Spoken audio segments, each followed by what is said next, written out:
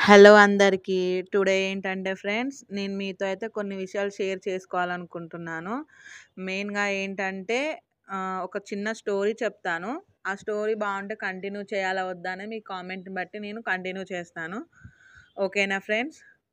1978 అప్పుడు 1978లో ఇద్దరు బ్రదర్స్ ఉన్నారు. అన్న, తమ్ముడు.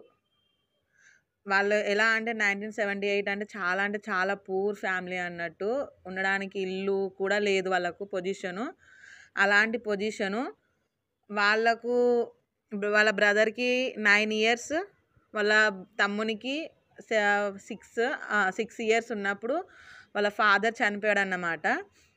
వాళ్ళ ఫాదర్ చనిపోతే వాళ్ళ మదర్ వచ్చేసి తను పిల్లలను చూసుకుంటూ ఉండాలి గదా! పిల్లలను చూసుకుంటూ ఉండకుండా ఏం చేసిందంటే, వేరే అతన్ని పెళ్లి చేసుకొని ఎళ్ళిపోయిందన్నమాట. ఎవరేం చెప్పారో తెలీదు. ఆమె ఇంకొక పర్సన్‌ని పెళ్లి చేసుకొని పోయి, ఆ ఇద్దరు కొడుకులను వదిలేసి ఎళ్ళిపోయింది తను.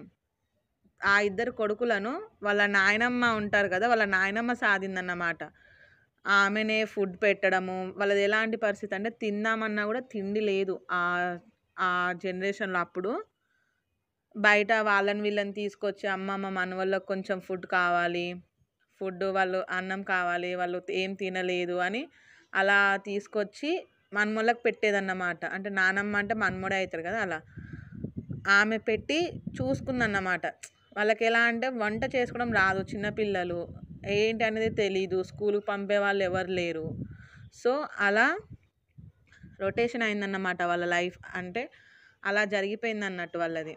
దాని తర్వాత ఏమైందంటే స్కూల్ పంపేవాళ్ళు లేకపోయేసరికి సరే ఏదో ఒక వర్క్ చేసుకోవాలి గదా! మా అంతట మేము బ్రతకాలి గదా!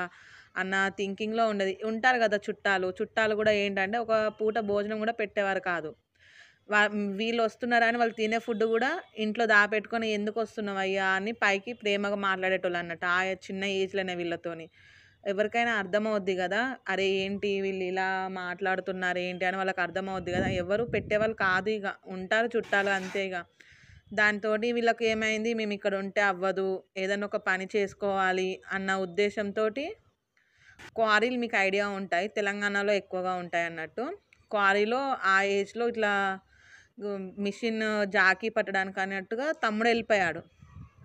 అన్న మాత్రం తను ఏంటంటే నేను ఇక్కడే ఉండాలి. ఏదో ఒకటి చేయాలి అన్న థింకింగ్ తోటి తనుండేది.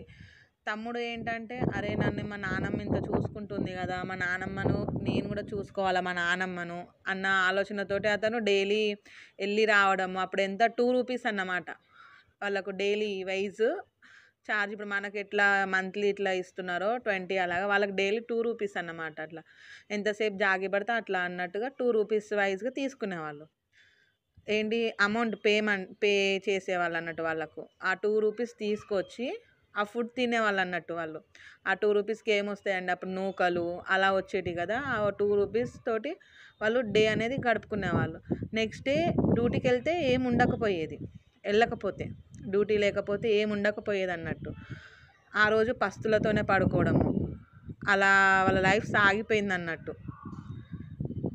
నేను చెప్పింది మీకెలా అనిపిచ్చిందో, ఇంకా ముందేమన్నా కంటిన్యూ చేయాలనుకుంటే ప్లీజ్ ఫ్రెండ్స్ నాకైతే లైక్ చేయండి, సబ్స్క్రైబ్ చేయండి, కామెంట్ చేయండి. చెయ్యమని నేను కంటిన్యూ చేస్తాను. ఓకేనా?